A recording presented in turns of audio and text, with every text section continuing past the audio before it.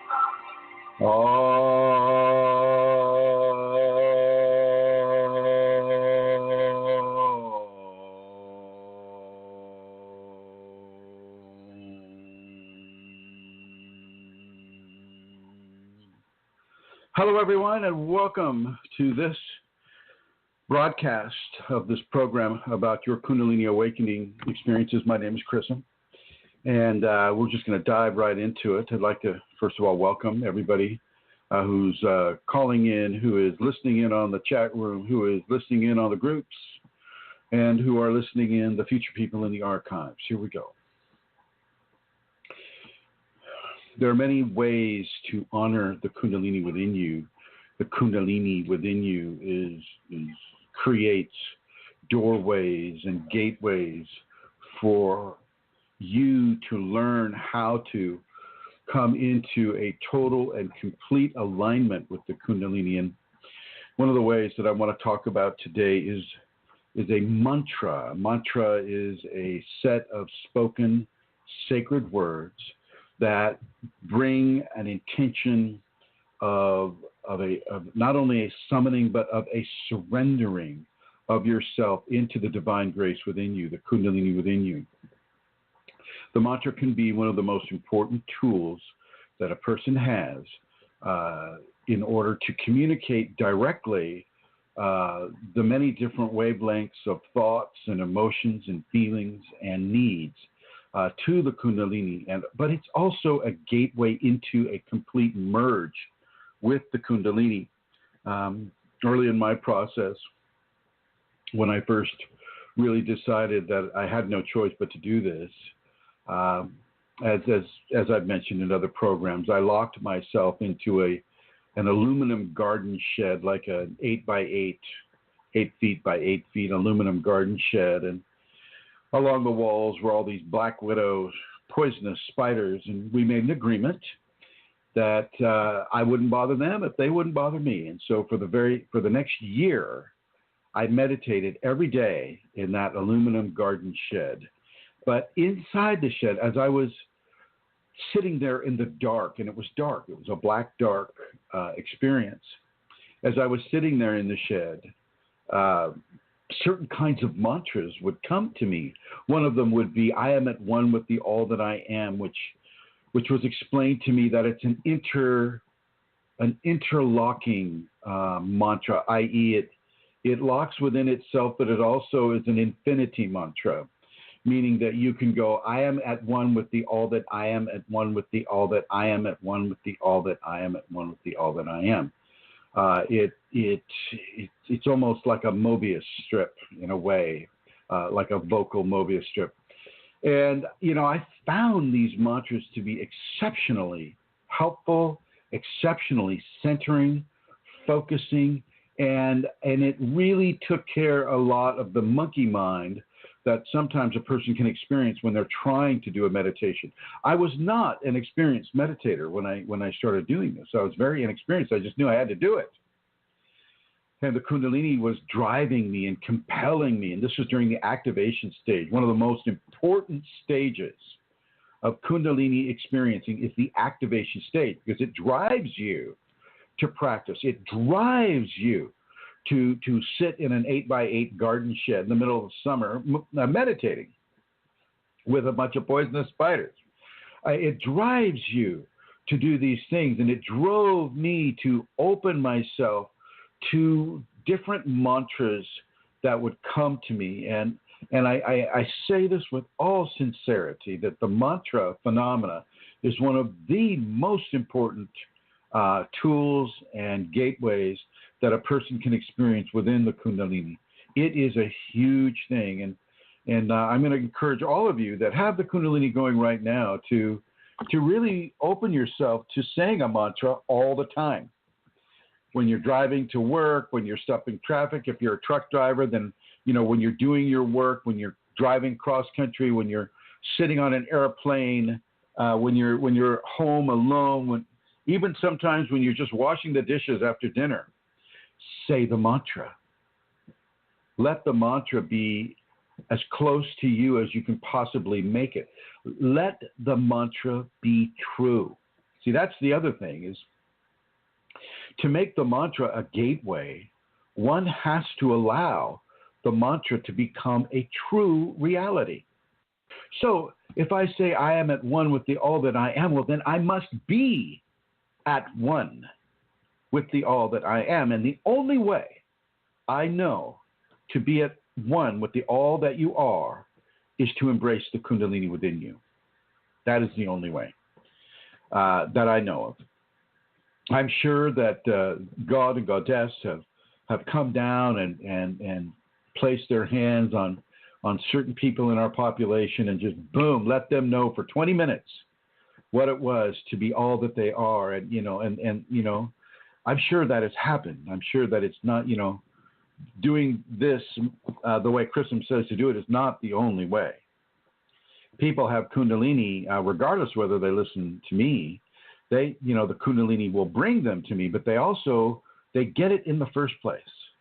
I'm looking at, people like Katie Paulson Galarno or iMagic David, and Indra and some of the other people that we have on this program. They didn't get the Kundalini from me. They got it from Kundalini. And so the Kundalini will give itself to a person, but that person must come into a level of understanding and communication with that invitation that the Kundalini is giving to them. And that invitation is often that agreement of communication is often encapsulated inside of a mantra. One of the most important aspects of a mantra is to give yourself in complete and total surrender, because you do not know yourself as well as the Kundalini knows yourself. You don't know what your karma is except for what you've already experienced in your lifetime, and that experience is shrouded by the limitations of understanding that we come into this body with. That's part of our agreement. Part of our agreement is to come in here completely innocent, completely disconnected from our spiritual memories, from our past life memories, from the agenda that we have in having this life right now. We're separated from that. That is the veil of forgetfulness. Now, of course, some people come in with variations of memory. They get a glimpse of drowning, or they get a glimpse of being a princess in Egypt or whatever. they're given little glimpses that allow them to have a curiosity, or to have a fascination about who they may have been or how they may have died, or the very many different scenarios that come with the Kundalini, or come with a spiritual quest. But for the most part, we are given into a complete and innocent experience with this world, and with our place in it. My name is Chrism, but my name hasn't always been Chrism. It's been, many different names throughout the different lifetimes. The soul is the same, but the names change. It's very similar to Kundalini, where every culture has a word or a name that we're calling Kundalini today. But the Greater Common Li in ancient China, the Tumo of the Tibetans,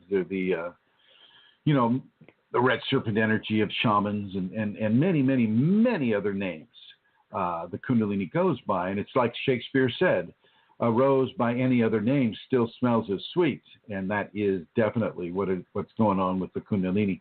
And as we've come into this world from an extremely innocent perspective, and we're beginning to embrace, by virtue of our karma, by virtue of our spiritual questing, by virtue of our level of spiritual evolution into this world, as we come into an understanding, or not even an understanding, more of an acknowledgement of the Kundalini within us, it is very, very helpful to have a mantra that really begins to condition the mind. And as you condition the mind, you condition the ego. As you condition the ego, you condition the emotions. As you condition the emotions, you condition the body. And as you condition all four of those, you condition the spirit, the fifth one. It's very important to begin this conditioning. And one of the most appropriate and effective mantras that I know of is to surrender, is to give yourself completely to the Kundalini, or to the teacher that the Kundalini has given you to. Because the Kundalini understands that you're not really always going to trust what a spiritual force will tell you, because it's not how you're used to being communicated with. It's not how our society works in today's world. The engineer on a train isn't channeling some discarnate being say, okay, the tracks are clear now, and the opposite coming train is going, okay, yeah, the tracks are clear now, and they may be heading straight for each other. This is not how this world is run right now. But for you and your Kundalini, she may give you a physical, a physical intermediary. And if you have that physical intermediary, you can give your devotion, you can give the meaning, the essence of your being to that physical teacher, but you must be certain that the Kundalini has brought you to it. In many ways, you'll have no choice. When the Kundalini directs a person to a teacher or to a teaching, that person is drawn to it like a magnet, or like an insect to a light. It becomes a very, very clear pulling. But sometimes, in order to test the person, and to test the person's strength, and to test their courage, she'll give that teacher a patina of dysfunctionality or corruption or difficulty, a degree of difficulty that pushes the student to really begin to do what the mantra is going to have them do, which is to trust the Kundalini no matter how the physical landscape appears. So in other words, you're being asked to dive off the ship in the middle of the ocean and trust that you will not drown. As you're treading water there for 20 minutes, you're seeing the ship sail off in the distance, and you're going, okay, what now? Where's this going? And you just got to trust. And the next thing you know, you hear that thump, thump, thump, thump, thump, thump, thump. And that's that Kundalini helicopter coming to pick you up. or, worse yet, for me at least, worse yet, you see a set of triangular fins coming at you on top of the water. and you're going, oh, shit. Why did I trust the Kundalini? Oh, shit. And it comes closer, and these are 6-foot tall dorsal fins, and you're just going, what the heck could that be? And then you see they're black and white, and then you see they're two orcas, and then you see they're slowly rising under your water-treading body, and then you ride them all the way to a safe place. Anything can happen in this world, my friends, and the Kundalini knows everything that can happen to this world. And so I am saying with all truthfulness, with all sincerity, that you must trust the Kundalini, give yourself to Kundalini, and give yourself to that intermediary, that teacher, if she's given you to have one. You'll make the most progress if you have to deal with a flesh teacher. Unless the Kundalini is giving you vision after vision after vision after vision and guiding you within your interactions with humanity, well, fine, that's great. Go with that. But if she gives you to a flesh teacher, don't go, oh, my God, I can't do that to another human being. I can't do that. That's not right. This is totally against how I was brought up. I cannot do that. It is not welcome. And you must listen to your Kundalini and not your ego. Your ego is the one that's saying, oh, no. This is just not right. But your higher self, your Kundalini is going, yeah. Do it, and do it now, and stop complaining. Or she'll just sit there and let you twist. That's what she does to me. Sit there and let you twist and let you figure out why it is necessary for you to do this work. Why it is necessary for you to give yourself completely. And I mean completely.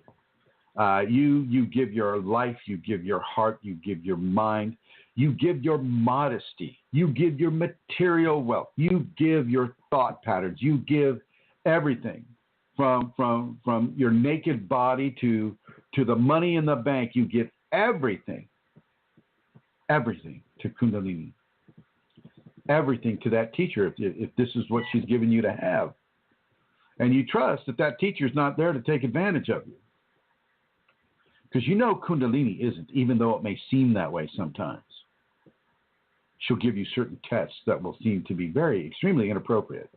And they will be inappropriate to the sleeping population, but to the awakening or activated population, it's right exactly what is needed. It's the truth. And our society does not recognize truth all the time. Our society is written by those who sleep, not by those in the activated or awakened stages. You've got to understand that. You've got to listen to that. You've got to hear that. So the mantra is one of the most important tools that you can have in order to establish a level of surrender, a level of submission, a level of obedience to the Kundalini. I don't care if the Kundalini is saying, oh, give that to Chrism, or oh, give that to whoever. I'm afraid to mention a name. To Yogananda. When Yogananda was alive, people would give devotion to Yogananda. I don't care where she directs you to do it to or who she directs you to do it to. Just do it. It's not about what that mantra is doing to that flesh teacher. It's what the mantra is doing to yourself. The flesh teacher is just a target. It's just a target to bounce back to you what you're saying to that teacher. When I have students doing this, I'm saying, make it true. Make it a reality. Make it a complete truth. Live the mantra. Become the mantra. And I sincerely mean that. And furthermore, I try to give people the most difficult mantra that they can have. The most difficult.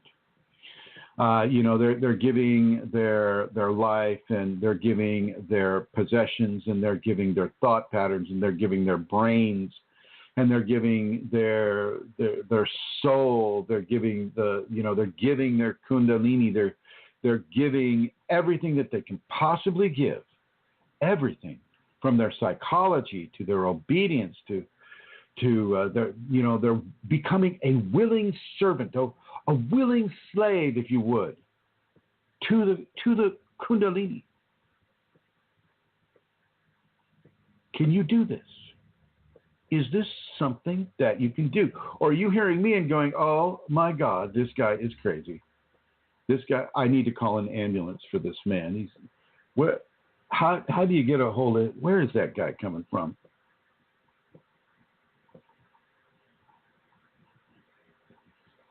How does this work? How can that guy be saying, become a slave to an unseen force? Well, no, I'm saying you become a slave to that force that's working through that teacher. The teacher's quite easily to be seen or heard, as you're hearing in this case. And it's even worse because this opens up the idea of demagoguery or master and slave and blah, blah. All the terrible, terrible, terrible understandings that we in the West have grown accustomed to hearing because of the sins of our ancestors in having slaves and treating them so badly. Nobody wants to repeat that mistake. And yet here this guy is, this Kundalini teacher, or whatever you want to call him, saying, yeah, you got to be a slave. You got to give yourself completely. You got to be owned and operated by the Kundalini.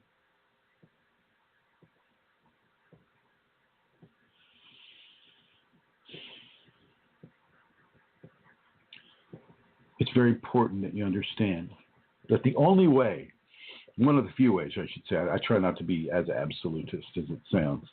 One of the ways to come into grace is through the enforced enslavement of the egotistic body. The enforced enslavement of the egotistic body. Because first of all, that's a very hard pill to swallow. But when you swallow it, the gifts of that pill are tremendous. It opens you up completely and removes the blockages of the ego from the individual process.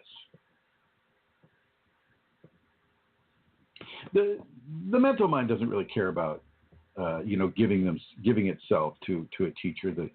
The emotional mind, as it's triggered by the ego mind, does. The physical body doesn't. It's only the emotional mind and the ego mind that really give a shit about what society is saying about the appropriateness of this or not.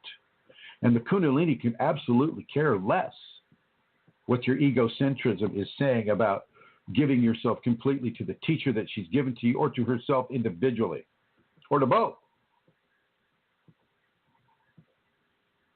Kundalini doesn't care about your ego mind.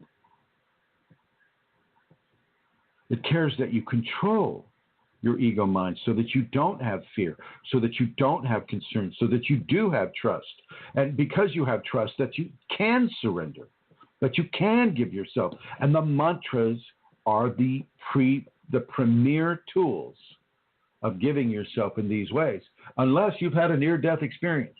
If you've had a near-death experience, well then it's the instruction that you've received from the NDE, the near-death experience, that is guiding you into this. Or if you already have a strong level of guidance within your life, and that if it's good guidance, the guidance will say, give yourself to the Kundalini. Stop wasting your time here. Your lifetime is very short. Get to work and do the work. And if the Kundalini is saying follow the mantra and give the mantra to this teacher or to itself or to both, then you must start doing that. You must trust. Trust Shakti, trust Shiva, trust sacred female, sacred male, trust the Kundalini in you, and say the mantra.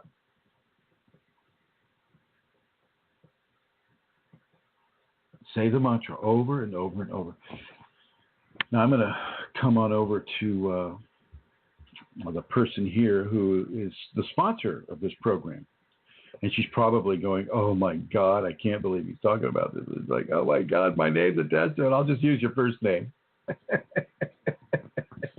I'd like to introduce Miss Sun. And Miss Sun here is from Ireland, and her husband paid for the show to happen. And so I'm very grateful to them. And I'm very grateful to the Kundalini for suggesting this to them. And hello, Miss Sun.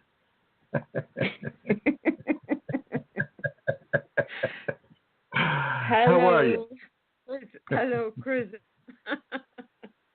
I'm good. Thank you very much. Yeah. Have you ever received a mantra from me that your Kundalini agreed with? I'm sitting here going, oh my God, what's he going to ask me? Have I received a mantra that ask me again, have I received a mantra that my Kundalini has agreed with? Absolutely, Chrism. From my teacher, yes. Would it have been a challenging mantra? Did you kind of like have to think twice about what the heck is he asking me to say? Yeah, of course I did. I suppose I'll just start maybe by saying my very first mantra that I ever had was yours as well. It was the beginning of, your surrender prayer. Right. And it begins, I surrender to love, I surrender to truth, and I surrender to God. And that was my very, very, very first mantra.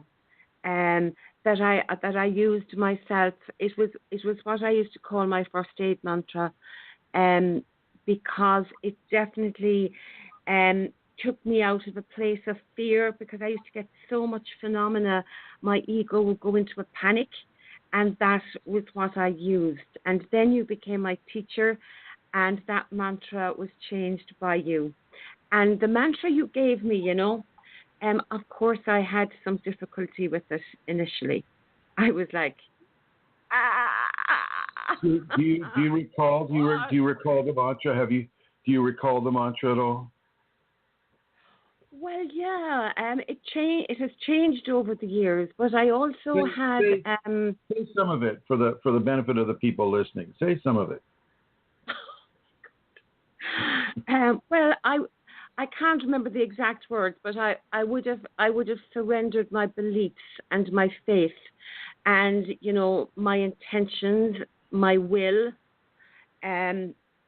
all of my material possessions, my happiness, my physical body, my intelligence, my thoughts, everything really, my fears, my mind, my days, my nights, all that sort of thing. It was, and then I would have had to give them to my teacher, I would have had to say, I am in complete and total devotion and allegiance to my teacher Chrism. And I will obey his instruction regardless of how I feel. That sort of thing. It wasn't easy, but my Kundalini always gave me. I mean, I knew my Kundalini guided me to you. I never had any doubt about that. So, and I always knew that what came from you for me was actually, from my Kundalini through you. So I always trusted it, even when I had difficulty with it. I knew the difficulty was coming from my ego, Chrism, and that I was to stick with it. Even when you were told to go out into the early in the morning, go out onto the Irish beach and undress and walk completely naked into the ocean and get to the ocean where you can go underwater for a 9 count and then returned even then? Yes, Chrism, of course, even then. And some of those things, they weren't the hardest things.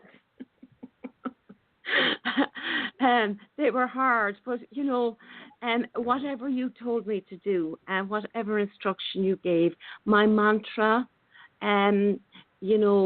prepared me for that to be the truth.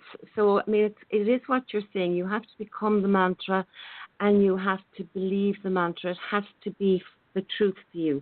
So if I'm saying, I will obey, and I my teacher, no matter what his instructions are, no matter how I feel about them, well then that is something that you follow through on regardless. And well, how does it feel? How does it feel? Can you explain to the people? How does it feel to give yourself in such a way to another human being? Well, there's two things about that, because you are giving yourself to another human being, but you're really giving yourself to the Kundalini and giving yourself to the human being. It's a little bit like what you said, I think, at the beginning of the show. The Kundalini within me was strong, but yet,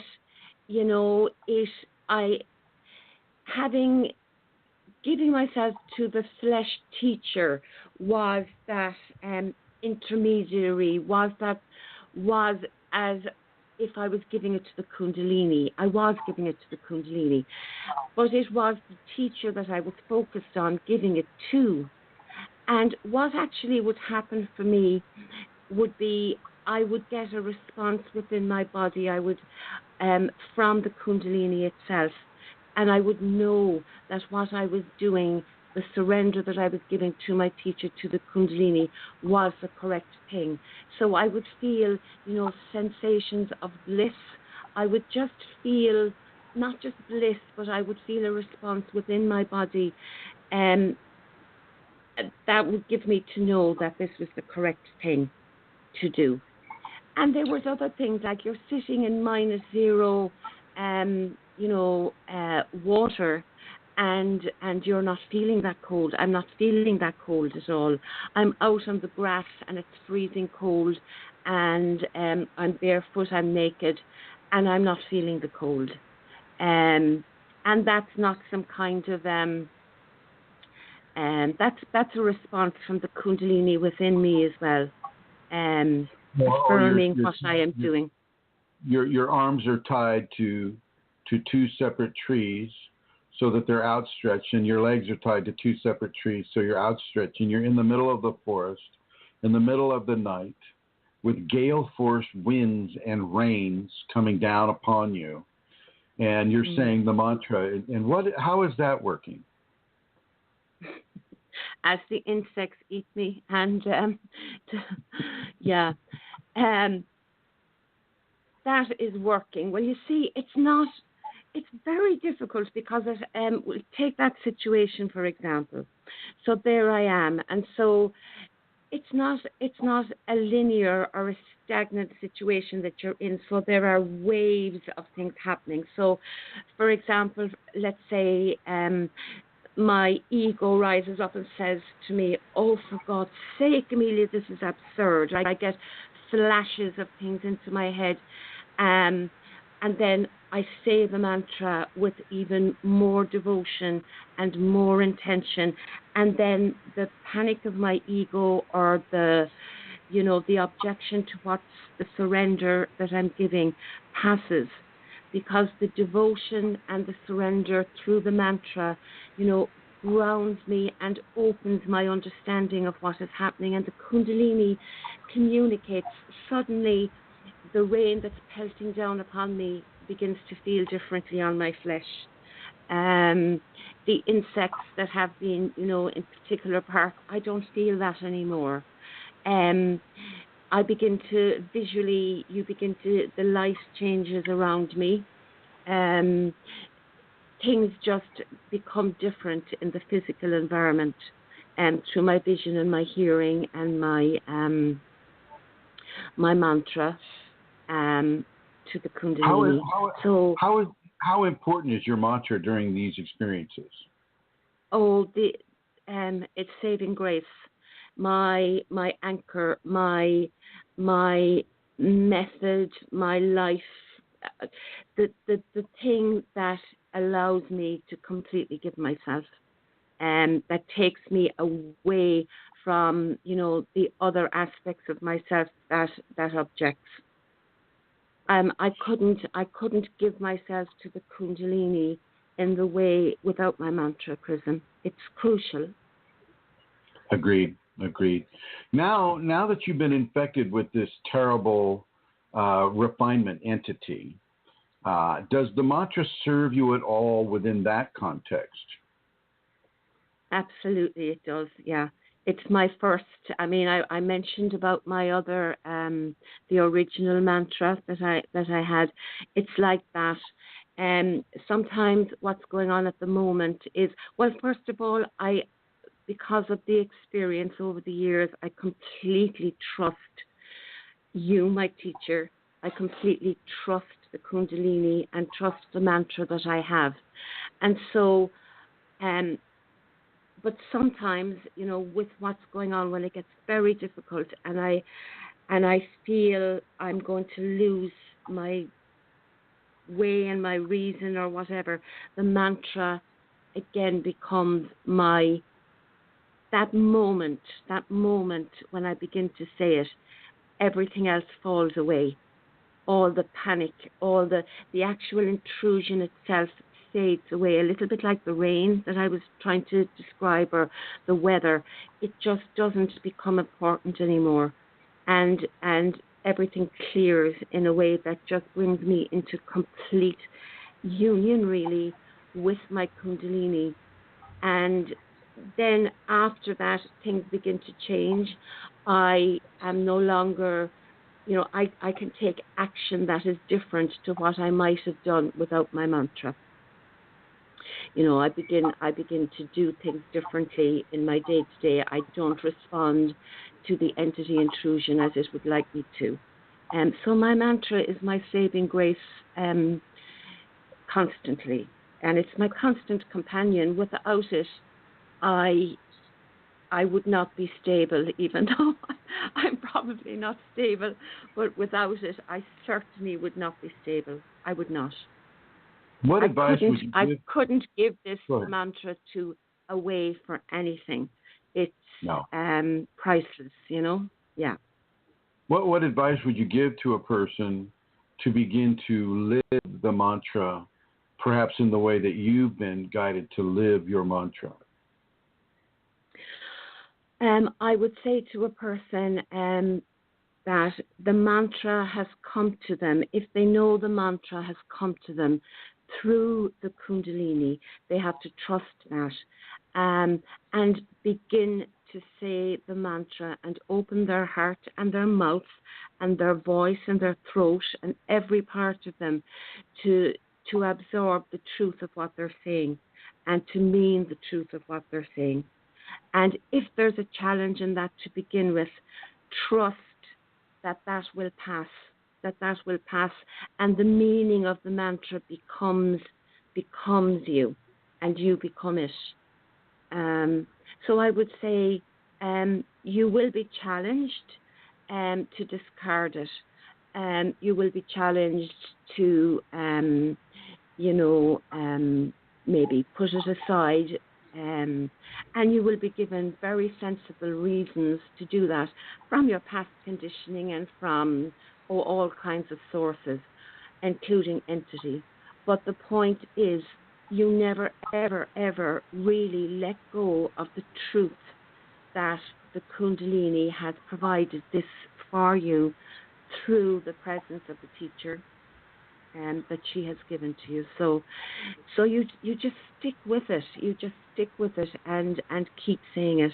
And then eventually, and very quickly too, it can become like your breath. It's your first. It's just instant when things are challenging. And not only that, Chrism, it's not just for when things are difficult. I mean, at the moment, that's the way it is for me, because of this entity intrusion. It's more than an intrusion, really. I mean, anyway. Um, because of this entity, it is constant with me.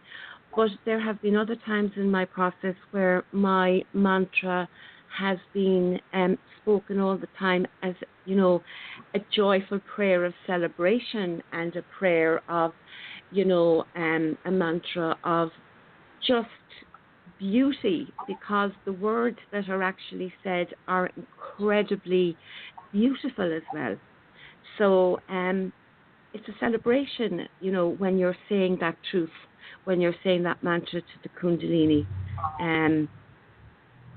Yeah.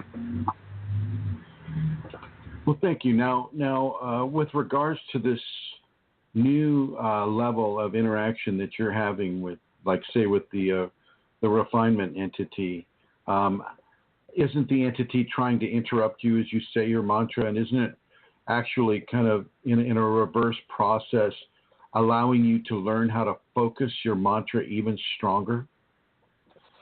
Yes, Chrism, absolutely.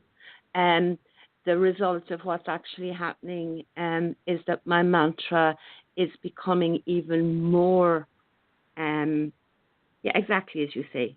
Exactly as you say. So it's like the opposite of what its intention comes to pass. Now, a lot of the folks that might be listening to this may be married. They'll have a spouse, and maybe they'll have a spouse that isn't feeling guided to give themselves to the teacher your Kundalini's guided you to give yourself to. How does that work within a marriage? Can you explain a little bit of that? How does John feel about it?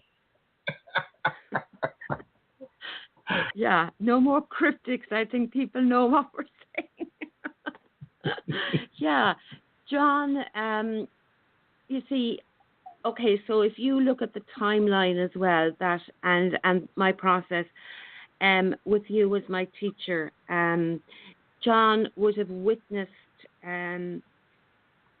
my process. Now, not all of it, obviously, but he would have witnessed some things. So, for example, he would have witnessed some of those instructions you would have given me to go out in the middle of a freezing cold, stormy night, and I would have told him that because we live in the same house, and therefore, he would see me leaving the house when we were down in the country, and he would say to me, "You're not going out now, are you?" I mean, and I'd go, "Yeah," and he'd say, why?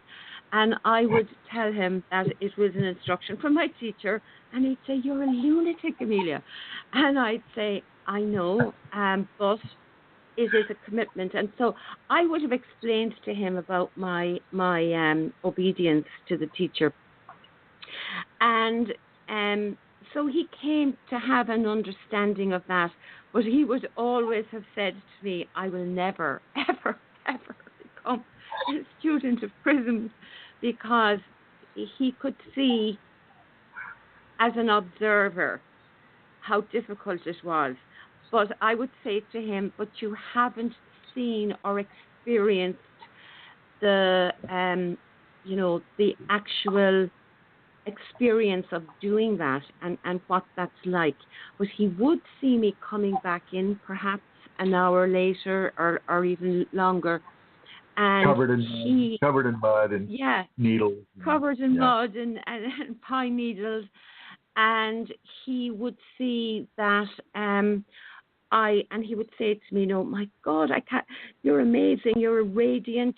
I can see that he would see things that and so he came to an understanding for himself that this, was worked for me, and he came to also see, I suppose if it was anybody else but a Kundalini person, I feel, Chrism, who did the things that I was asked, they would not respond to that in the way that John would see me respond. And so he was able to be okay with my choice. He also knew that he kind of had to be because, we have that kind of a relationship anyway, whereby, we give each other that space to be authentic, separate but together. And so I would say to somebody, it's and I wouldn't have landed it all on John at the same time. It was a process between John and me as well. So I would encourage, John has had some Kundalini activation symptoms, whatever symptoms or, phenomena, whatever. And I would have suggested to him, I mean, he does do the Tibetans and he does practice the safeties. And I would have suggested to him on various times, about becoming Chrism student, but he will still say no. But he does pay attention to your teachings, and he does that through me, and also through a little bit of reading that he does. So who knows, maybe he never will, maybe he will, the Kundalini may make it that he is too, or the Kundalini may make it that it's okay, he doesn't have to. I don't know. It's about him and his relationship with his Kundalini. I know now he would have just absolute resistance, but maybe that's okay with him and his Kundalini. I don't know that, Chrism. Well, so I would just say to somebody, you just, sorry. I think it's good now for the married couples out there. I mean, I think the real message that you're giving them is to give your spouse that room to be authentic. Give your spouse that room to be as real as their Kundalini is guiding them to be. Don't be afraid because the Kundalini is causing your spouse to step over the taboos of what we call rational society.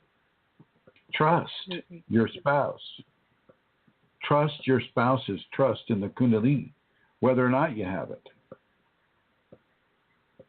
I think your husband is a shining example of that, Amelia. A shining example. Absolutely. And I think your children are too. They understand what mom's going through. And what happens to the relationship with your kids, Amelia, as you do this work, as you do the mantra, become the mantra? The relationship with my kids has got better and better and better, really. They also witness, what is occurring with me. And, what you said about being authentic. I'm fairly authentic with them, and I will explain. Now, again, not everything, but the relationship, when you witness that, the relationship between me and my children has got better. And some of them also have experiences with, with Kundalini. And one of my daughters most certainly has. And she doesn't refer to it as much as the Kundalini, the word the Kundalini. Yet she's the one that gives me beautiful little presents like a little snake, a ring, or a little pendant, Kundalini symbols. And that's another thing that I have brought into my home that has helped the relationship between me and John and the children, is to actually introduce Kundalini symbols into the home. Even simple things like the color red, they're all very aware of what those things are and why they're in our home. So that all helps to to have the Kundalini included in our day-to-day living. And all my children were living at home with me when the Kundalini awakened. They've all gone out now and they're living. I have only 2 living at home. But that I did that very early in my process, and I was encouraged to do that by you. And that was extremely helpful, I feel, in, establishing the Kundalini as part of my life and as part of their lives as well. Very simple to do, yet a really, really good way to do it. Well, thank you. Thank you for the teachings of your obedience to Kundalini and how you have handled it, and the different understandings that are occurring within the diverse relationships that you have with your kids and with your husband and with yourself and with your Kundalini. Thank you for telling us about that. Now, is there anything that you would like to add on a personal note? No, Chrism. No, I'm fine. I just listeners, I never know when we start these programs, so I didn't know we were going to be talking about this. So that's another level of obedience there for you. Right, and there's this horrible stigma on the word obedience because it denotes master slave, that type of thing, and you could also go teacher chela, you could also go master disciple.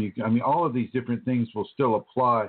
You can just go person one and person two, and if the meanings of that correspond with the giving of yourself to the grace within that person number two or the grace of the person number one, as clarified by the Kundalini, then titles really aren't important. No. Titles are not important. I was given the word master, Chrism, by one of my assistants a long time ago, and it was suggested that if I didn't have the this title in front of my name, that people wouldn't take me seriously enough, and I had a bit of a problem with it, I'll be honest with you. I've always spelled my name lowercase, and I do, try not to initiate levels of egocentrism into the title or the name. But, we did a few seminars with that word in front of my name, and, I kind of regret it, to be honest with you, because, to me, it's just showboating to some degree, and I just, but it means very little to me. You could say friend Chrism or dude or and I'll answer just as easy. But so anyway.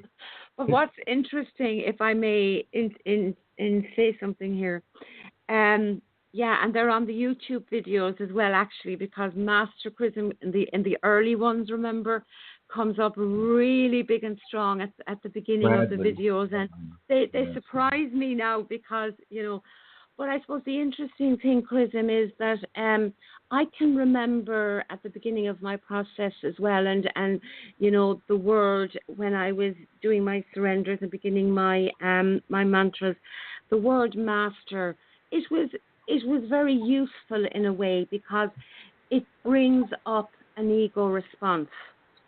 And I know that it means nothing to you, but it would have brought up for me an ego response and a rejection of that term.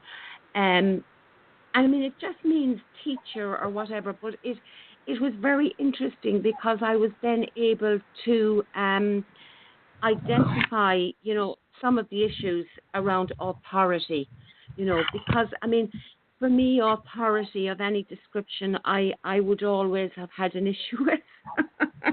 You didn't have to use the word, master.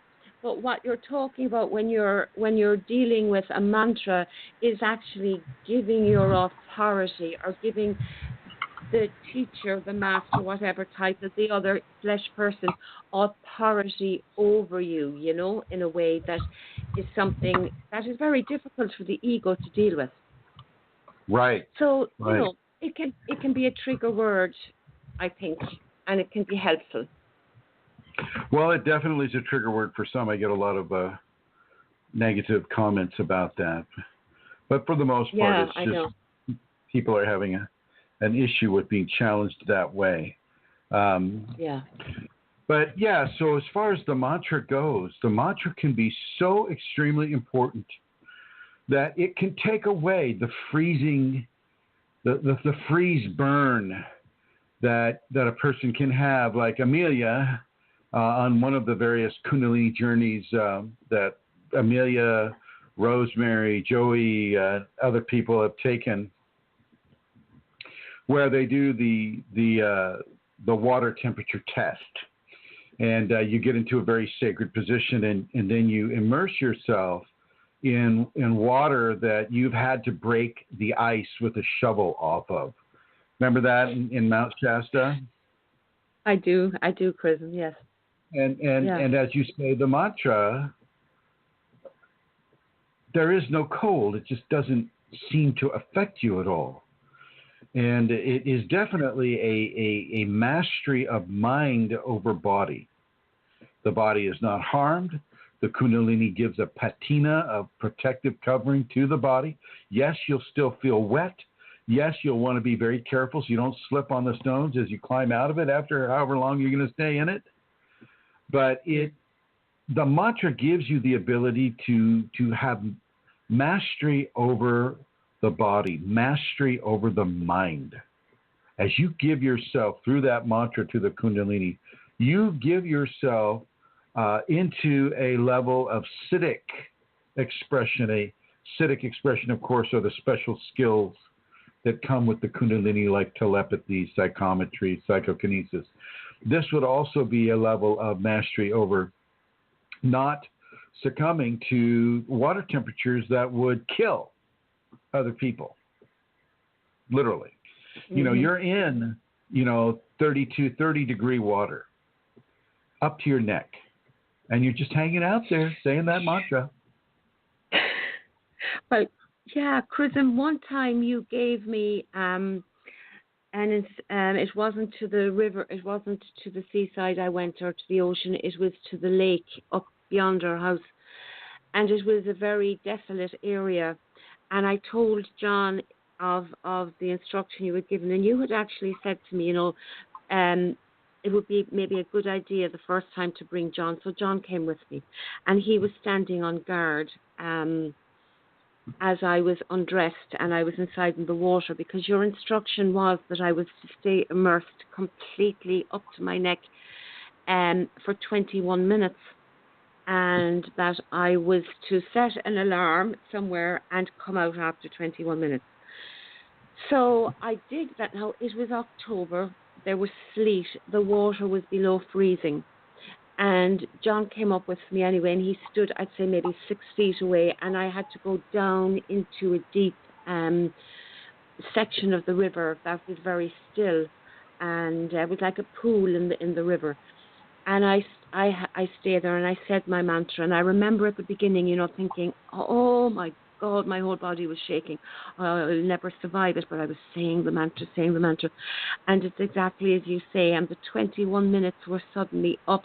The phone on John's alarm, or the alarm on John's phone went, and he came over and he said, your 21 minutes are up. But the point is, he was fascinated by this. And I don't know if I've shared this before or not, but he decided that he was going to try it. So he got undressed and he got into the water. And I suggested him saying a mantra, a sentence mantra over and over. And he got undressed and he went into the water. And Chrism, he didn't last at all. And it was so cold. And that would have been, for example, a demonstration to John of the power or the actual grace that comes with saying a mantra, and what occurs for a person within that surrender and within that obedience, again, that I want to use that word. And so two things happened there. Yes, he couldn't do it. Had John stayed in there for that length of time, he would have got hypothermia, but he couldn't do it. So that's just to sort of give an example of what you were saying. We're talking, John is a big, strong man. This guy is a retired sergeant in the police force of Ireland. I mean, he is not, a little pipsqueak like me.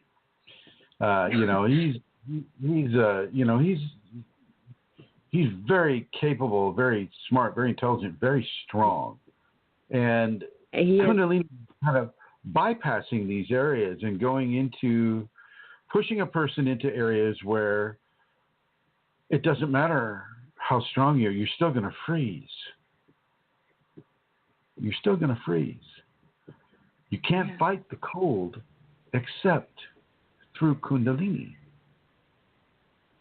Kundalini takes you out of the medium of scientific valuation of what will happen to you if you go into a certain place within a certain thing. I guess it's a lot like the firewalkers, the people that walk across the hot coals. Okay.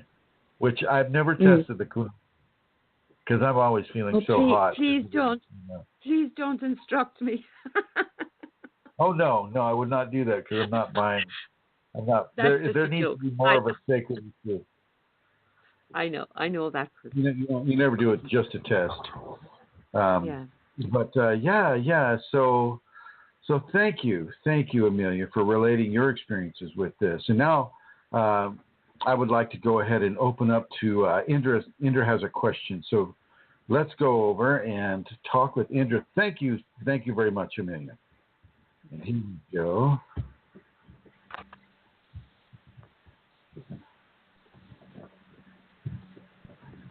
Hello, Indra. Hi, Chrism. Hi. How are you? I'm doing well, thank you. I hope you are too. Good. I am. What about listening to the mantras like the Gayatri Mantra?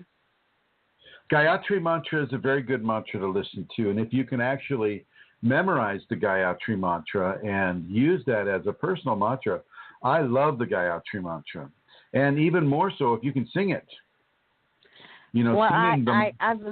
I've pretty much listened to it for pretty much 2 years straight. For me, the mantras was something like I felt like I ate like food. Right. Because I really didn't have a prayer. I didn't have a prayer. I did not have a religion. Well, it's very interesting that you bring that up because, if you look at the ancient techniques of spiritual inculcation to chelas or students, you will recite the mantras as you eat. You'll recite the mantras as you prepare the food.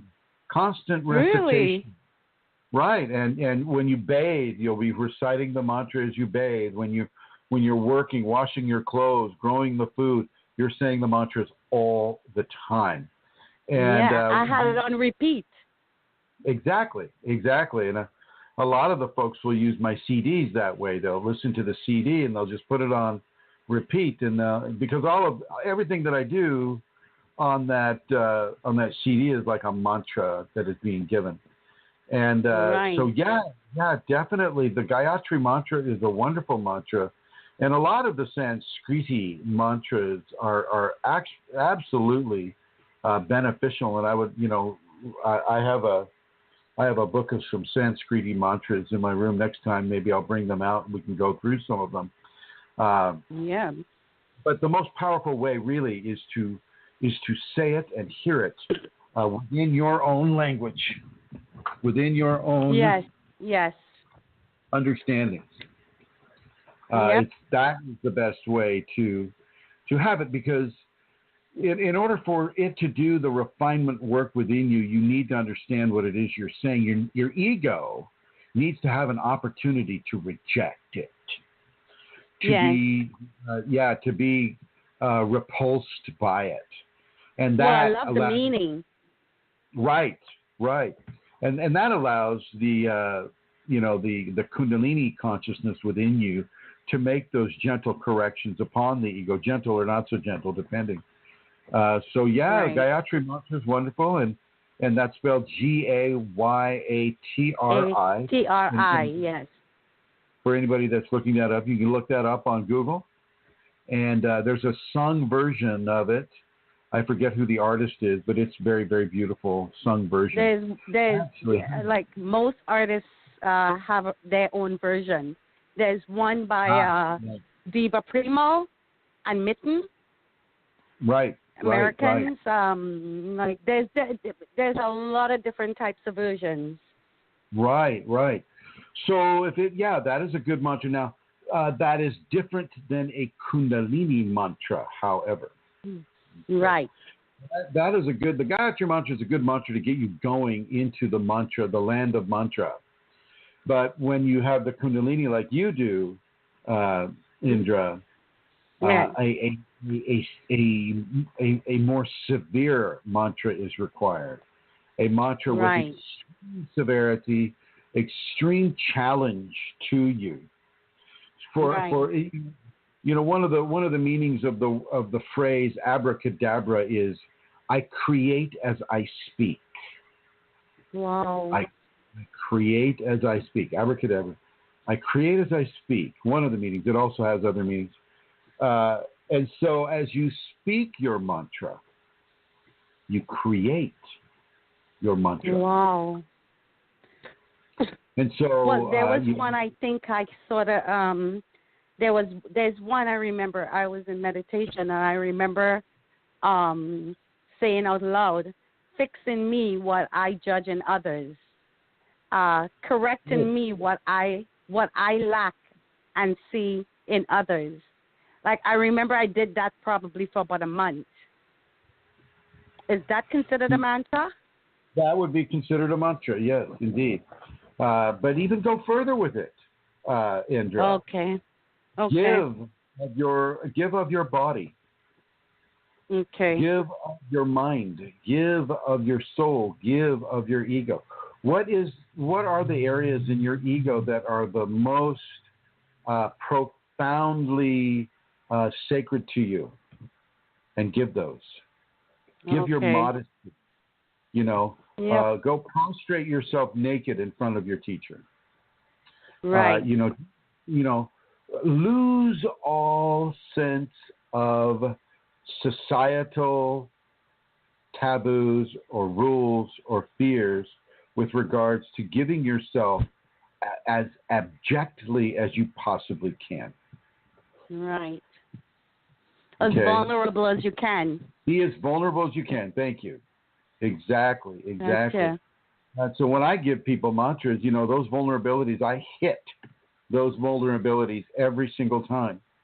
And the person will pass or fail based on their willingness to come up to speed with what that mantra is pushing them for. Not everybody can do it, Indra. No, but it builds, that's the part of that I notice, that when I hit that vulnerable state and I really completely surrender is when I feel the most strength. Is where I pull the most strength, ironically, but true.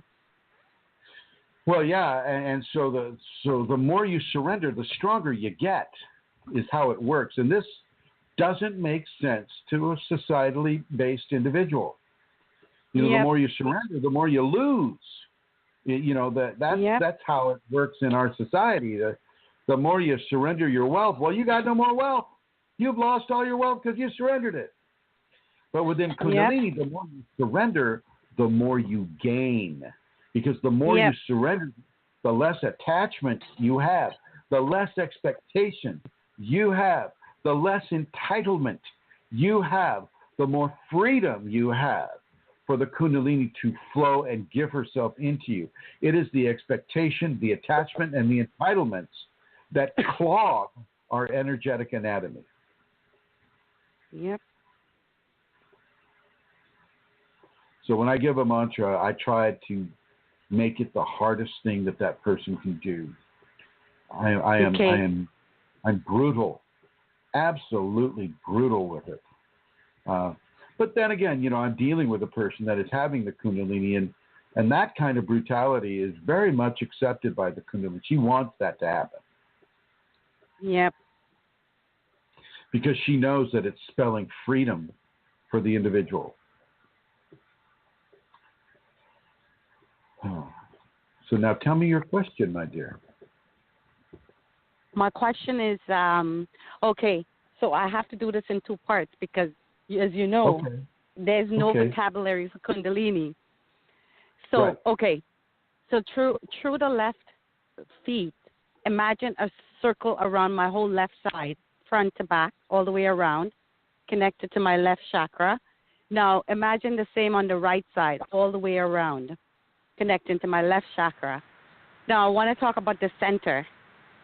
The center chakra seems like... Let's back up. Let's back up. When you mean left chakra. What do you mean by that? The left side of my head. It seems like a chakra is So the left side multiple of your chakras head? spinning up top. Yes. Okay, and the dividing line being the fontanelle?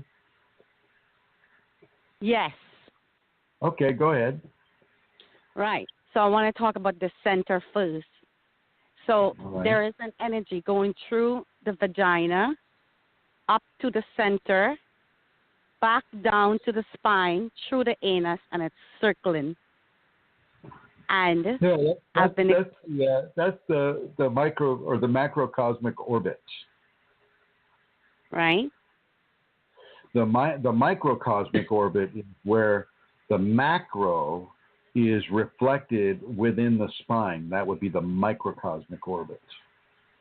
And what you want to do, if you're having that, is you want to run a ball of energy, through the vagina, up the front channels, all the way over the fontanelle, down the back channels, and into the anus, and then back into the vagina, and then up and then around, and then up and down and back, and so on. That's the flow, yes.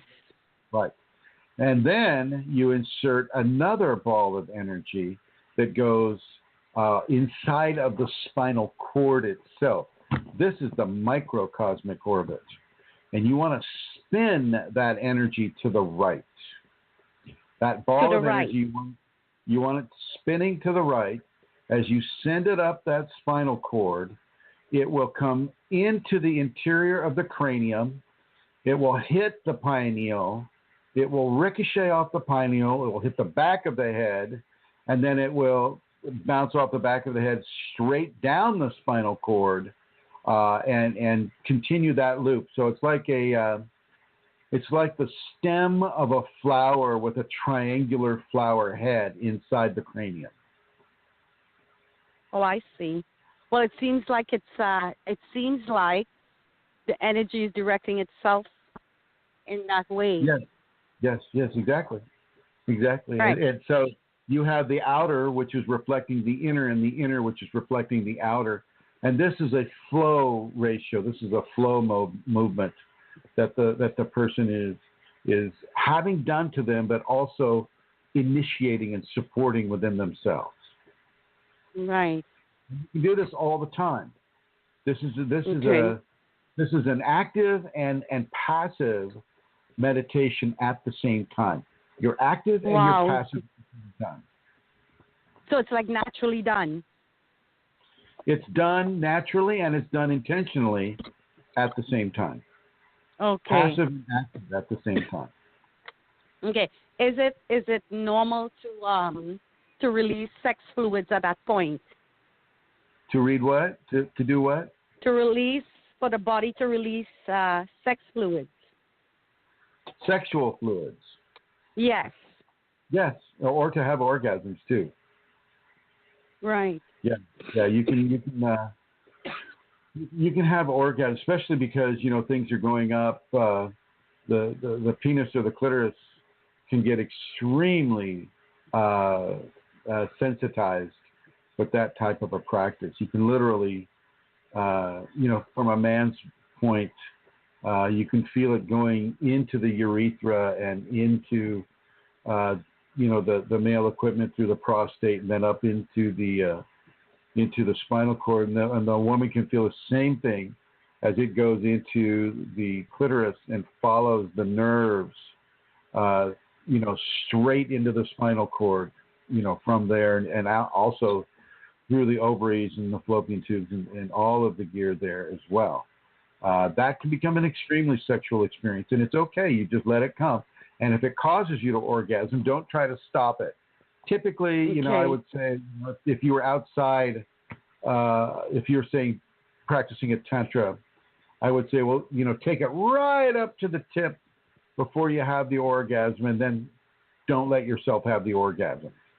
Right. So your body is quivering and kind of jerking and kind of like, it's had this amazing level of energy built up within it, and that is not being allowed to leave the body. Right. And This is the correct way of celibacy, by the way. The Roman Catholics do it wrong. The Brahmacharyas do it wrong. They, it's an all or nothing scenario with them. They don't understand the middle pillar aspect of celibacy. The middle pillar aspect of celibacy is to come all the way up and then have the tenacity to not cash it in, to not ejaculate, to not have the orgasm. But yet you bring the energy up. You see, you're bringing the energy up inside you, and that energy, as it's awakened within you and inflamed within you, stays with you, and you build this huge charge of energy within you. This is why Tantra is so valuable. It's such a valuable teaching, but hardly anybody is teaching it, in a way that allows you to have and hold the energy. They're ejaculating it or losing it through orgasm, when in fact you want to nurture it up to that point and then let it stay in the body. Let the Kundalini take it. And the Kundalini will actually do this. The genital fluidic ascendancy is how the Kundalini begins to pull your sexual energy and your sexual fluids and to transport them into different areas of the body, transforming those energies into a form of like bioplasma that comes in and begins to energize specific areas of the body. And you'll begin to understand that the genital organs literally are pumps. They are pumps that I've had the pump here in me go this fast.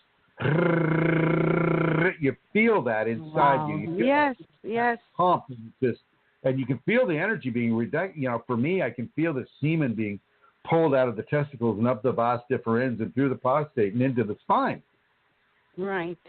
And there are 7 different fluids that make up male semen, which means there are 7 different pumps, micro pumps, that will allow that fluidic expression to be reversed. Same thing with the woman. Yep. Okay. So That's you'll what have it seems. Yes. Go ahead. That's why you can feel that sexual expression coming. It's perfectly okay to be wet or to have an erection or any of the sensations that a person will have while doing the microcosmic orbit and the macrocosmic orbit at the same time. Matter of fact, I don't try to stop yourself from having sexual expression during that time. Just don't allow yourself. It's not like I do have the control. I feel that it's happening naturally. And like for instance, today, I felt it happen at least 3 times where I haven't been sexually active for a good year, and I feel that it's happening naturally. It's building up. I can feel it being sucked upward, and let's say like maybe every 4 or 5 hours, I can feel my body releasing that fluid. Right. And that's perfectly all right. Okay. Perfectly all right. Now go ahead and feel free to practice the micro and macro cosmic orbits and see how they work for you. Okay, so say that again one more time. Which part? Practice. The practice will be to bring it up.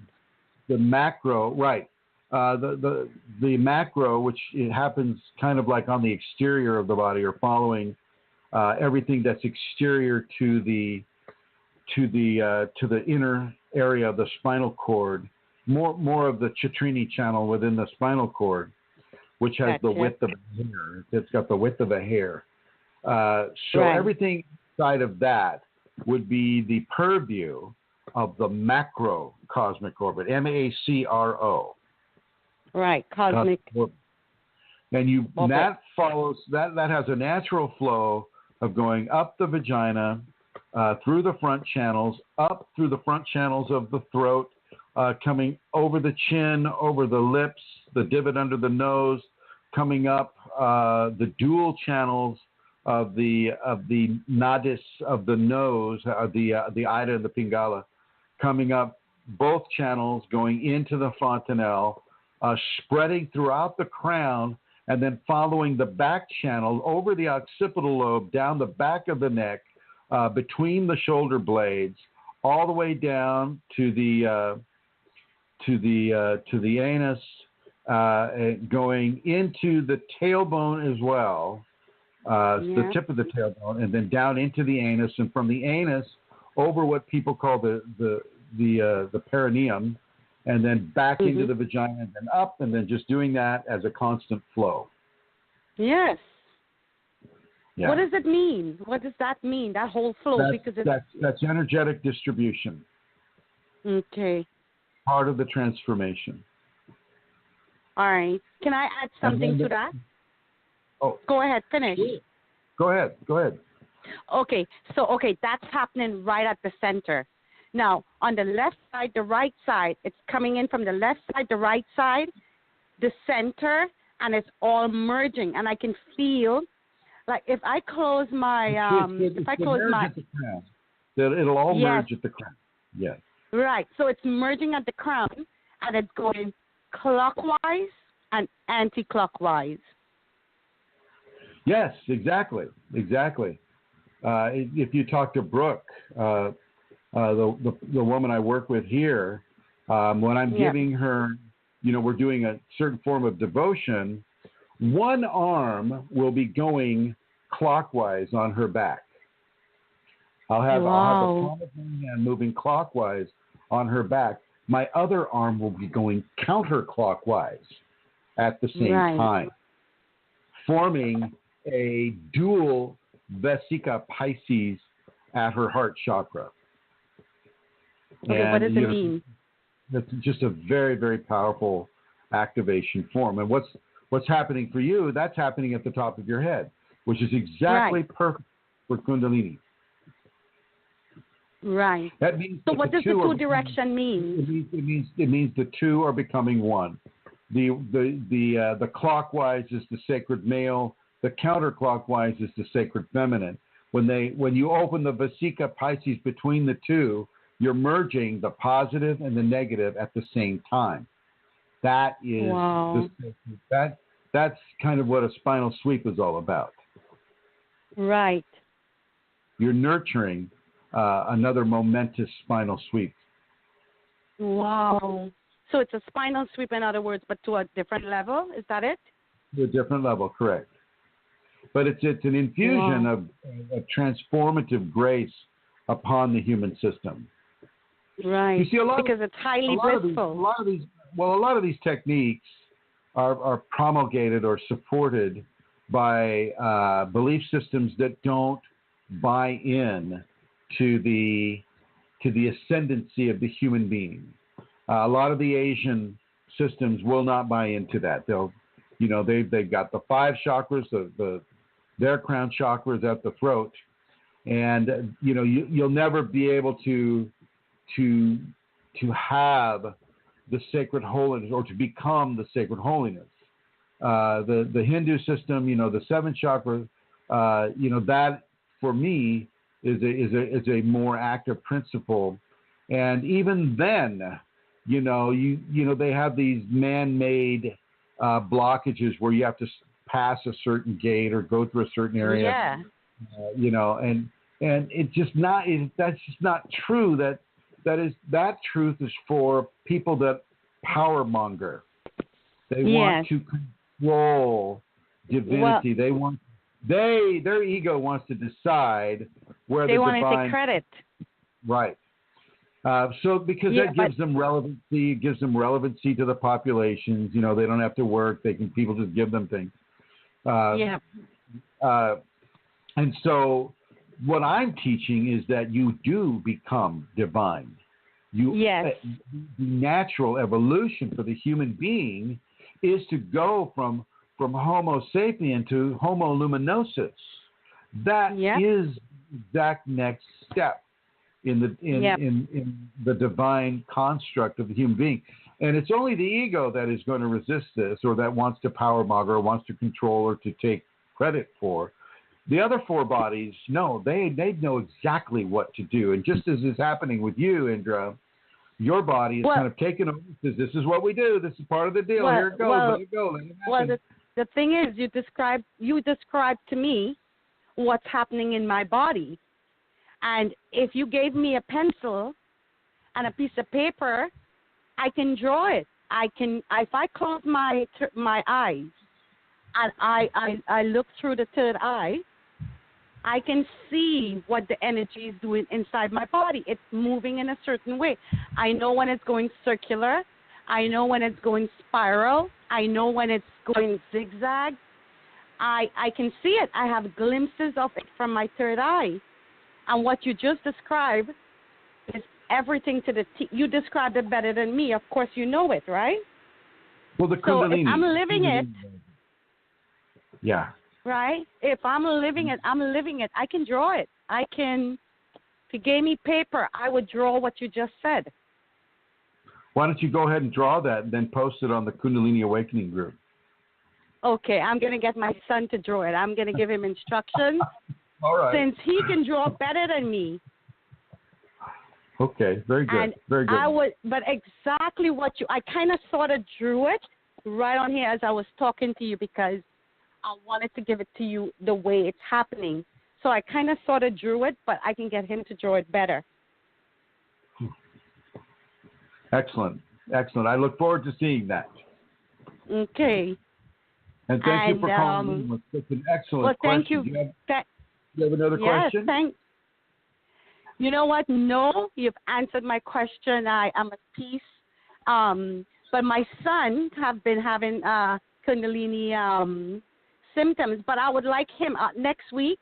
He would get him to call in and relate his story to you. Very good. Looking forward to it, my dear. Looking forward to it. Okay. So listen, thank you as always. You said the Kundalini gave, itself to us, but the Kundalini also gave us you. Yeah, I suppose. And it's a blessing. It's really a blessing. Listen, it's not an everyday occurrence.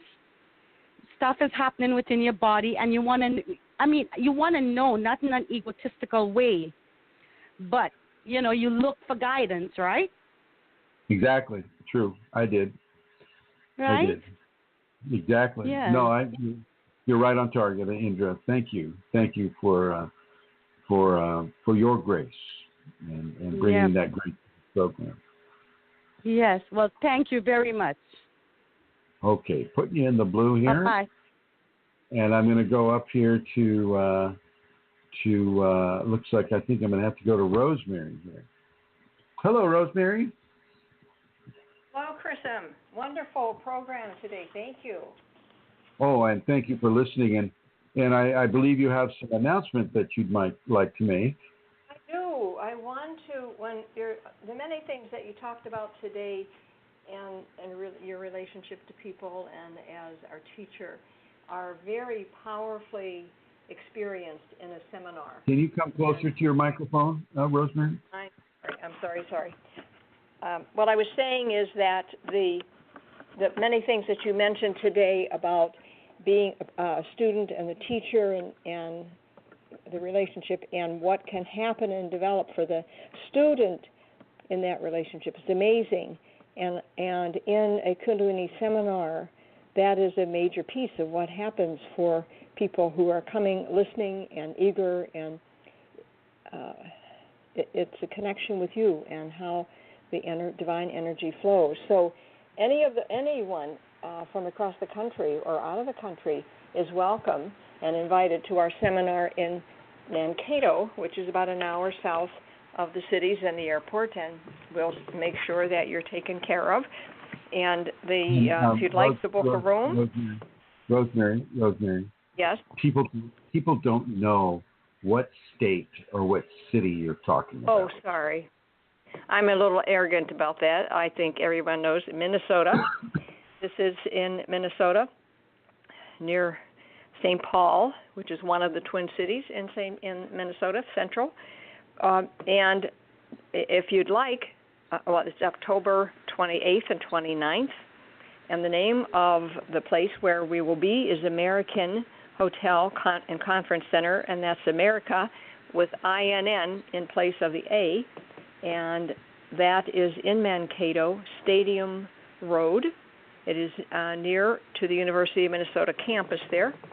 And if you'd like some further information, you can reach me and email me, and I'll send that to rosemaryg@usinternet.com, or this phone number is 952-303-6438.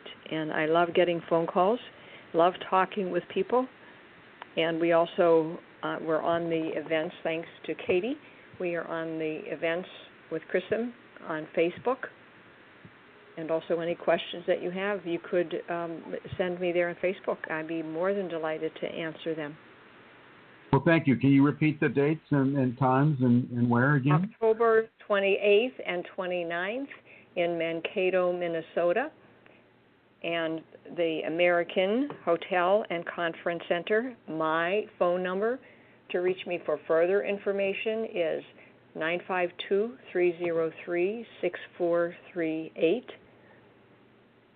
Any time of day and night, I would be happy to talk to you.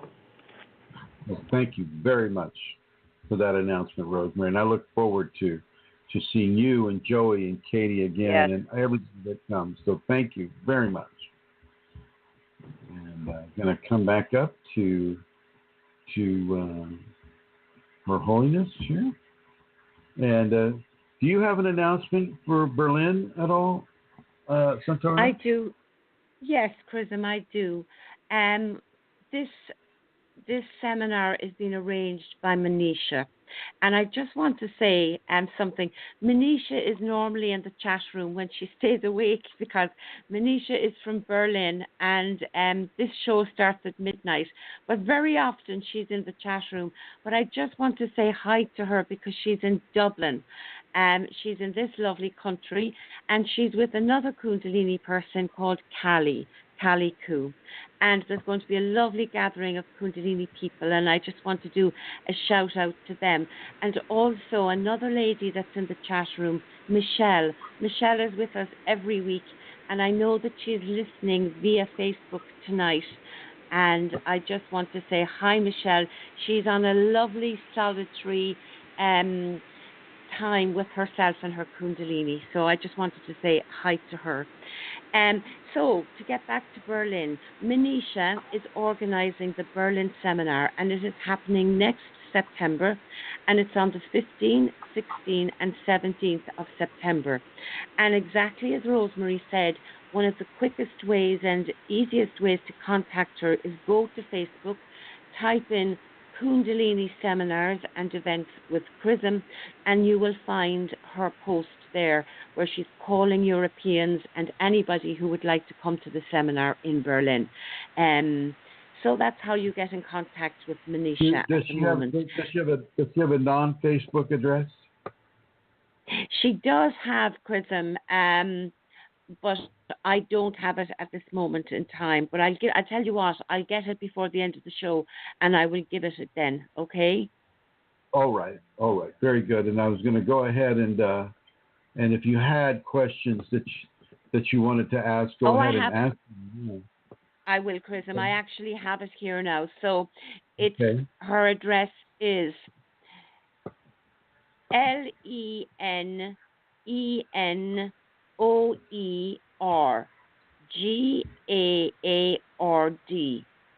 at posteo.de.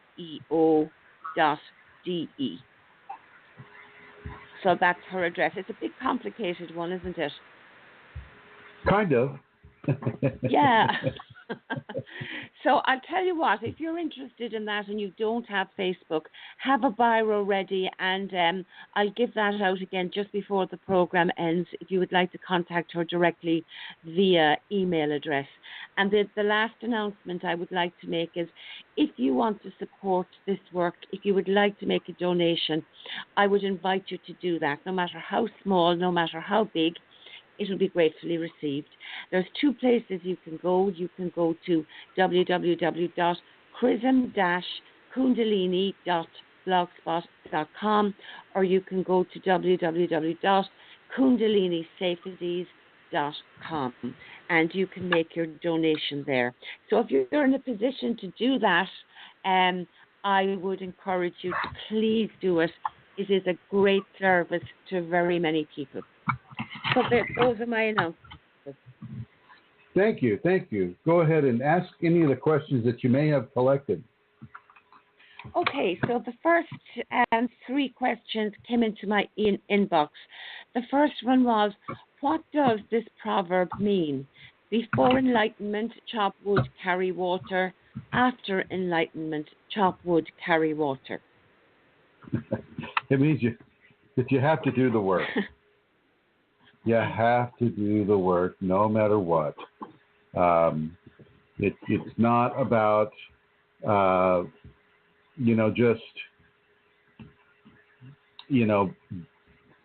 you have enlightenment, you don't have to do anything anymore. It's not that way at all. You still have to chop wood and carry water. Even as a divine individual, I think there are different gradients of semi-divinity upon a world. A person's karma will delineate how more divine or less divine an individual is upon this 3D world. The more of a skill set that you have, well, you have to practice. You have to work with that skill set, right?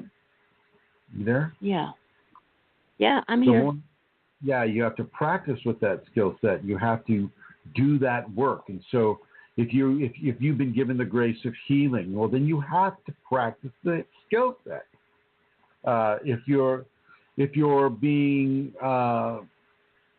promoted into a stronger level of divine grace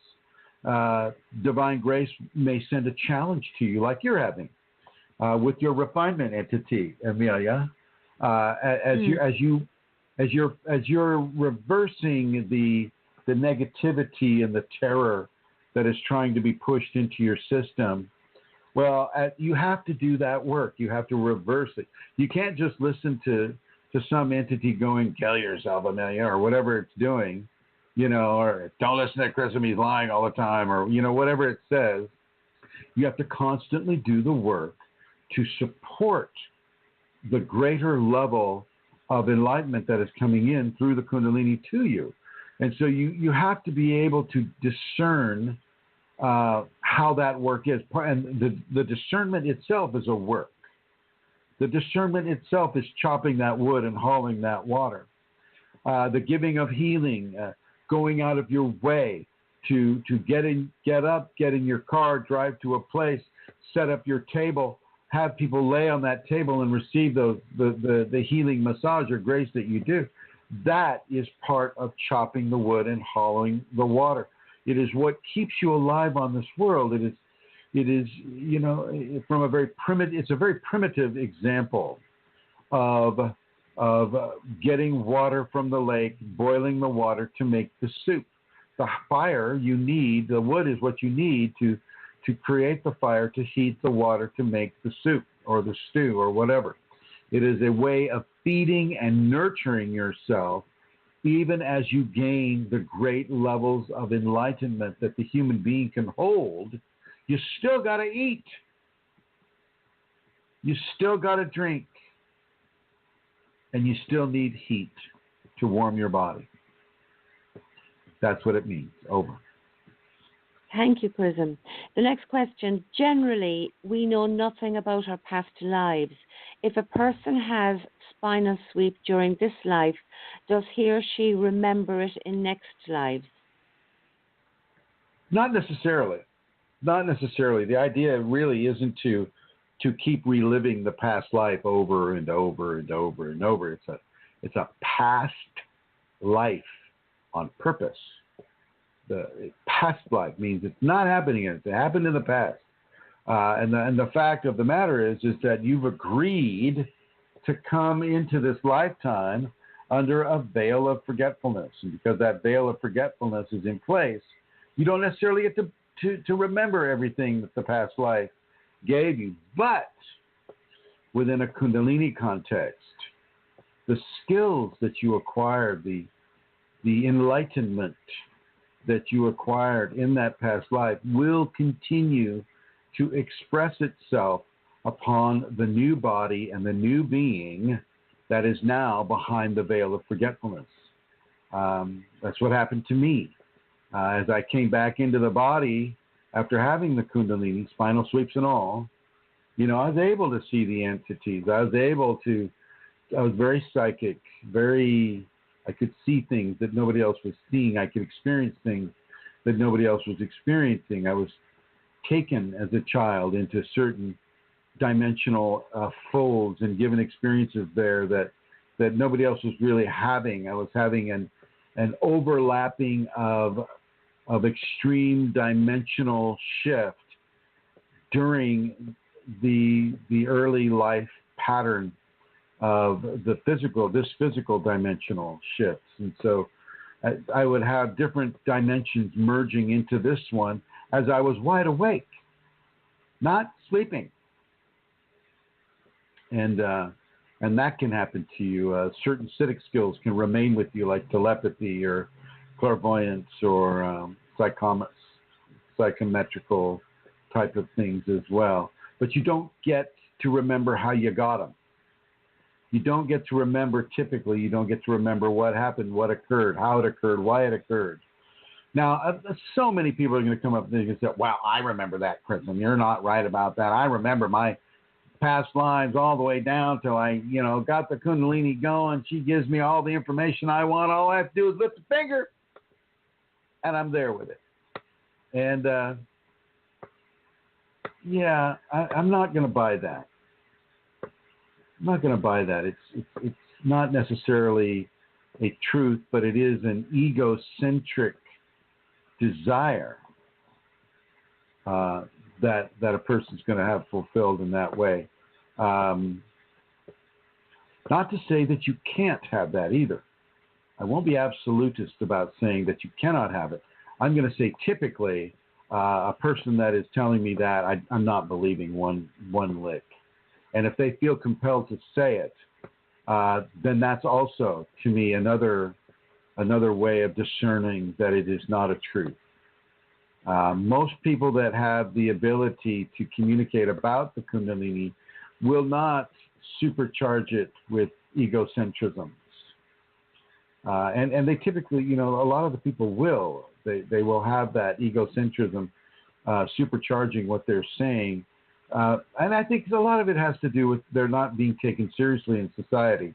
And so this is how they're being validated in society. And I won't say that Kundalini people won't have that problem. Certainly they will have that problem. But maybe they won't promote it in such a way that just adds more egotism into what it is they're saying. Past lives are real, and they sometimes you can access them. Most times you shouldn't. Most of the time you should just live the virtuousness and the honesty of this present life expression without having heavy reliance on anything that has happened in the past. And don't go into believing any of this Akashic record nonsense either. Don't go in there. That don't go there at all. That is a trap. That's just a trap. And you don't need to go there. You need to be honest with yourself and the choices you make in this lifetime.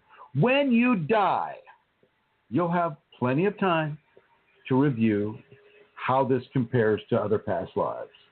Right now, live this life and forget about the past lives. Let them be past. Stay in the present. Over. Thanks, Chrism. I don't want to be, this is from the group now, I don't want to be invasive with my question, but Kundalini is also a sexual energy. So masturbate yourself, wouldn't that increase the energy? But I read that when you ejaculate, you create another body, can be a spiritual one like incubus and succubus, because you are getting out the creation energy and will create something or someone. So for the most experienced student on this group, can you answer, is masturbation, what masturbation can really mean in Kundalini? And they apologize for their English, they're from Brazil. Right. They're following the Gnostic teachings, and the Gnostic teachings say that if a person, like if a man masturbates and spills the semen, that another consciousness form can be created, like a incubi or a succubi. Basically, sexual feeders can be created that way. Samuel Weor, I believe, also teaches this type of thing. And no, you don't need to masturbate. You want to masturbate. You don't need to masturbate. Okay, let's make that separation very clear. Okay, your ego, because it feels so good to ejaculate, wants you to ejaculate, and so you want to ejaculate. Your ego is wanting that experience, not your spiritual self, not the mental body, not the emotional body, not, it's all about the ego aggrandizement, what this question is revolving around. And they're calling themselves an advanced student. Well, hello, more ego. Or as they say these days, they say, ego much? Well, I think they were asking, that doesn't matter. Now, yeah, I mean, you can masturbate up to the point of not ejaculating, and that is fine, I guess. Better to do what Indra was talking about, better to allow the Kundalini to stimulate you to the point where, the sexual energies are stirred and they're pumped up the spine, things of that nature. But you can use masturbation as a form as long as you don't allow it to ejaculate from a male standpoint, or to orgasm from male-female standpoint. Don't let the orgasm occur. Sometimes, like 3 or 4 times a year, from a person can masturbate to full-on orgasm. These are people. If the people are practicing celibacy or brahmacharya, then fine. From an ancient Chinese method, there's a certain number, like once in the fall, twice in the spring, once in the winter, once in the summer, that type of thing. You lose that energy and you allow that energy to reformulate itself, things of that nature. I don't know if I would not go the sorcery route and try to create things out of the semen or out of the menstrual blood, for that matter. I wouldn't try to do that. Neither would I be drinking the menstrual blood or anything of that nature. You shouldn't need to if you already have the Kundalini. Seems like this person is focusing a little too much on the sexual aspect of the Kundalini equation. And to answer the question directly, you can masturbate, just don't orgasm. Over. Okay, thank you, Chrism. I mean, so this person says Kundalini is also a sexual energy. Is that true? Because I've heard, I'm asking the question because you often hear people making the statement, Kundalini is a biological energy. Kundalini is a sexual energy. Well, Kundalini, part of the Kundalini expression will be sexual. It is not a sexual energy of itself. It is a divine consciousness that can manipulate the sexual energy and does so. Because if you look at it, babies are made through the sexual energetic force. Life is created through the energetic sexual force. Divinity is what creates or transforms the human being when it awakens itself within, or allows itself to be awakened within the human body. So a new person is being created and through transformation. And so, of course, the transformative opportunities within the sexual reproductive format will be used by the divine consciousness. That does not make the format the identity of the divine consciousness. No. It's like you don't become the screwdriver when you're using the screwdriver. Or do you?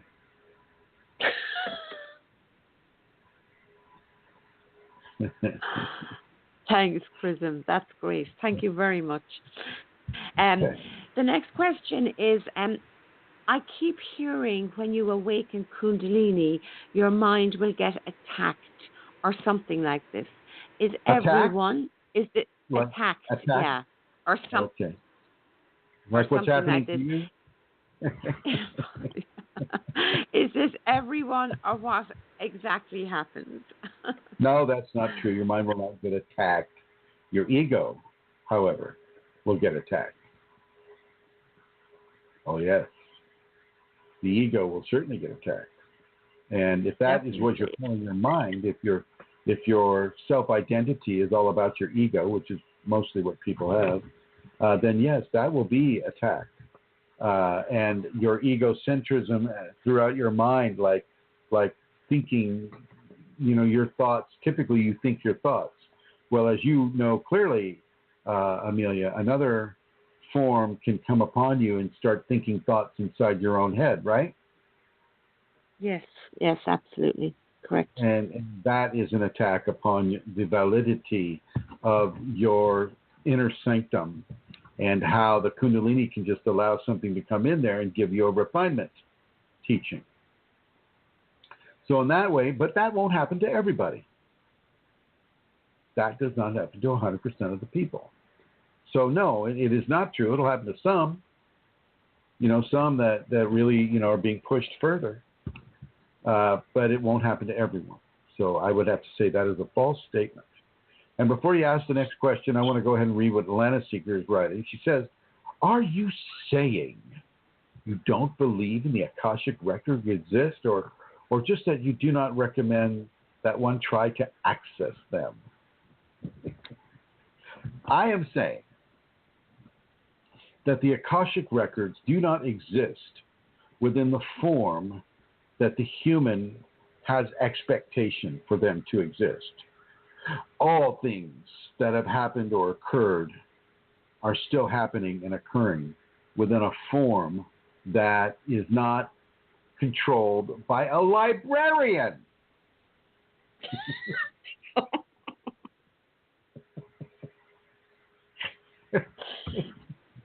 Or by books.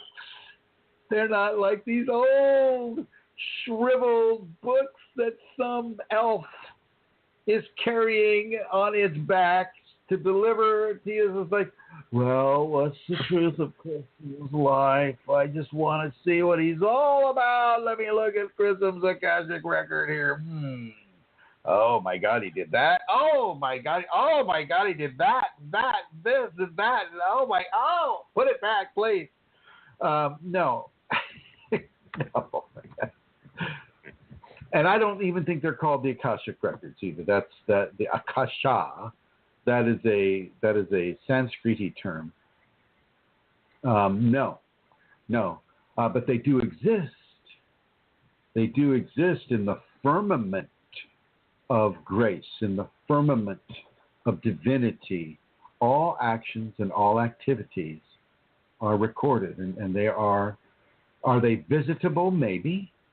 If your equation demands it or allows for that to occur.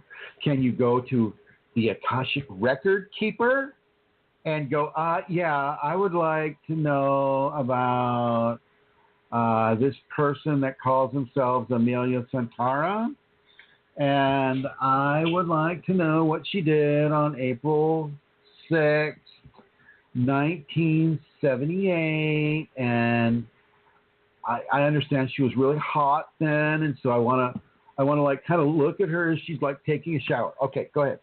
I'm ready. Send it to me. It gets so ridiculous, this Akashic record thing. And then we have librarians, and we have elves, and we have knowledge keepers. I'm the knowledge keeper of the Akashic Records. You have to go through me first. And it's like Gandalf is there, right? You have to go through Gandalf. And no, but Atlanta Seeker, I appreciate your question. But yes, all things are never forgotten. Nothing is ever forgotten. And it is fixed in the firmament, and yet it is not all accessible to the egocentrisms of people that try to chase down these types of things, or the psychics that go like this, oh God, like, okay, I'm getting a signal here. Oh yes, the record keeper is communicating to me. I am the record keeper of the Akashic Records. What dost thou wish to view? Well, I'd like to get an answer to this guy's question over. He's paying me $20 an hour, and I kind of, I need to pay the rent. Well, then, let me serve thee. But I have a little stipend, too.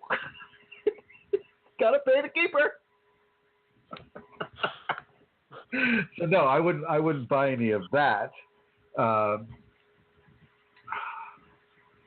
Although, you can, if it's helpful from a Kundalini perspective, you can get an idea of what was occurring for a person, like say in a past life or something like that. If it helps their equation and you're allowed by your Kundalini to look, then you can, depending on how well you can see, you can determine a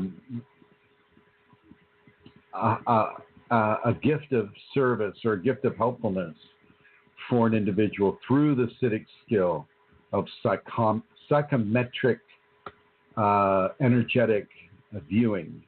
This, I don't know if you're going to call it the Akashic Records or not. I would say not. So, for instance, if I'm looking at Atlanta Seeker right now, I look at Atlanta Seeker and go, okay, this person's calling themselves Atlanta Seeker. First of all, I need the truth of that person. Second of all, I need permission to view the truth of that person. Third of all, I need to have a sacred, this needs to be something that is of service. This is something that needs to be sacred, and this is something that needs to be okayed or given permission from the Kundalini and from the individual that's being viewed. That can occur. Would that be the Akashic Records? Well, because it's part of the all that is, then yes, it is part of what I am calling, shall we say, the expanded imprint upon the firmament of life. So, if you want to call that the Akashic Records, fine. The keeper of the Akashic Records would be the Kundalini within you. She will determine what is appropriate for you to see and what is not. My God, I'm down to 90 seconds. It's so fast. Oh, my word, that's the fastest it's ever gone. All right, I'm going to have to, my word. Okay, all right. So I just want to say thank you for everyone listening. Amelia? Thank you for everyone listening. Oh, here we go.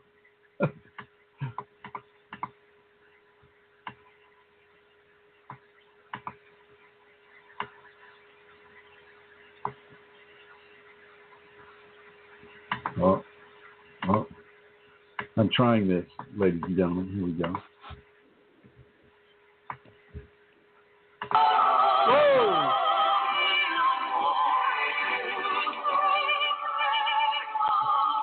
Thank you, everybody. I'm going to end it like I started it.